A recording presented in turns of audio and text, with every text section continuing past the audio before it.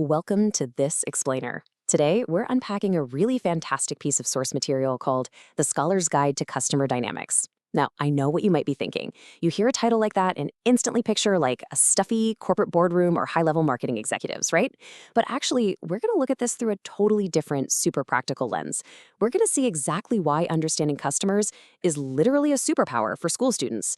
Because, well, whether you realize it or not, you're navigating a pretty complex marketplace every single day you walk through those school doors. And let me tell you, mastering these concepts right now, it's a real game changer for how you approach your projects, your clubs, and really the whole shebang. So let's jump right into a mystery I think almost every student has witnessed at some point. Why is it that some school bake sales sell out in the first 10 minutes, like literally a massive line wrapping all the way around the cafeteria, while others just completely flop, leaving the organizers lugging home sad boxes of stale cupcakes? I mean, is it just bad luck? The flavor of the frosting? Actually, scratch that. It's usually something much deeper. It almost always boils down to a failure to understand the audience. And that is exactly how the principles in our source material can help us solve this everyday schoolyard mystery. It really all comes down to knowing exactly who you're actually serving. Which brings us to Section 1, Meet Your Customers. Okay, the fundamental shift in mindset really starts with this one big realization. Your peers are your customers. Think about it. If you're running a coding club, throwing together a charity fundraiser, selling tickets to the spring play, or even just trying to get people to sign a petition, the students and teachers around you, they're your customer base. You're offering them something of value. Maybe it's a fun experience, a baked good, or an idea. And you are basically asking them to pay for it using their money, their time, or just their attention. Once you start viewing your classmates through this lens, the entire school environment completely transforms into this dynamic marketplace that's just full of opportunities. So let's move right along to Section 2, What are customer dynamics? The source defines customer dynamics as the changing factors, behaviors, and motivations that influence what a person wants or needs. Essentially, this is just the fancy academic way of describing the moving parts of human behavior, right? It's the science of why our peers make the choices they do. I mean, people aren't robots. What your best friend wants at 8 a.m. on a Monday morning is going to be wildly different from what they want at 3 p.m. on a Friday. Their stress levels change, their hunger levels fluctuate, their social pressures shift. All of those bouncing, fluctuating motivations, those are the dynamics.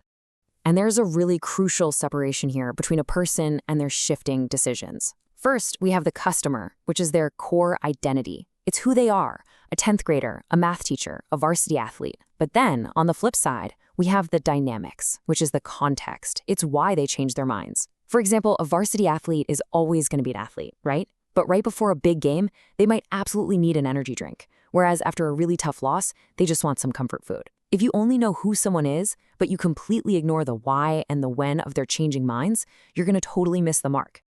All right, let's jump into Section 3, Unlocking Customer Behavior. Here's the thing. A single student body isn't just one giant uniform blob. Your school ecosystem is actually divided into several totally different customer types, and they all have entirely different needs. For instance, we have the morning rush. These are the students literally flying through the doors at 7:55 a.m. They do not have time for a complex sales pitch. They just want quick grab-and-go convenience. Then you've got the after-school crowd. They're tired, they're probably just hanging around waiting for practice to start, so they actually have more time to sit and engage with you. And finally, the faculty. Teachers who definitely have totally different budgets and preferences compared to the students. If you try to sell to the morning rush the exact same way you sell to the after-school crowd, your initiative is gonna fail, for sure. You have to tailor your approach to the specific segment. So how do we actually gather the intel to make those tailored approaches? Well, by following 3 really simple steps. Step 1, observe behavior. Seriously, don't just guess what your classmates want. Watch what they actually do. Where do they naturally gather? What are they always complaining about? Step 2, ask questions. Just be direct. Run a quick poll, or honestly, just chat with people in the hallway. Ask them point blank why they didn't buy a ticket to the last dance. And step 3, adapt your approach. This is absolutely crucial. When the data tells you that your original idea just isn't working, you have to be willing to pivot. You're basically gathering clues about your classmates so you can accurately predict what they actually want rather than what you just hope they want. Bringing us to our final section, Section 4, Using Dynamics at School. The source material's focus on understanding customers for school students highlights something I find incredibly empowering. Mastering these concepts isn't just for big businesses or, people with MBAs.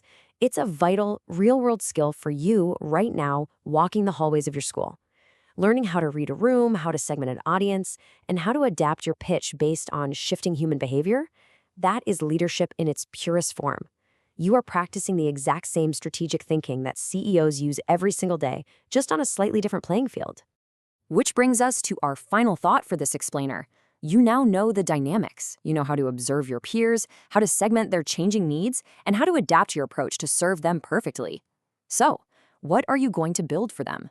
What's the project, the club, or the big event that's going to absolutely take your school by storm because it finally gives the student body exactly what they've been waiting for? The tools are right there in your hands. Take these insights, get out there, and start creating. Thanks so much for joining me today, and I seriously can't wait to see what you build.